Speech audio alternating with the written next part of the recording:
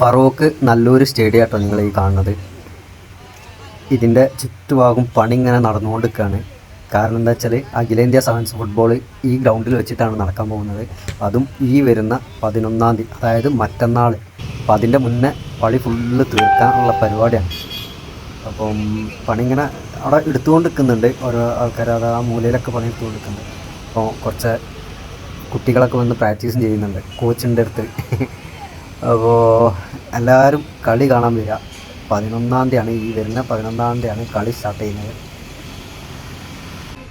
നല്ലൊരു സ്റ്റേഡിയം ആട്ടോ അത്, ഫറോക്ക് നല്ലൊരു സ്റ്റേഡിയം. ഇവിടെ വെച്ചിട്ടാണ് അഖിലേന്ത്യാ സെവൻസ് ഫുട്ബോൾ നടക്കാൻ പോകുന്നത്. അതായത് കടലുണ്ടി ഫാൻസ് അസോസിയേഷൻ നടത്തുന്ന 3ാമത് അഖിലേന്ത്യാ സെവൻസ് ഫുട്ബോൾ. അപ്പോൾ ഈ വരുന്ന 11-ാം തീയതിയാണ് കളി. ഞാൻ 2 ദിവസമുള്ളൂ. ഇന്ന് 9, 10, 11 മറ്റന്നാളെ.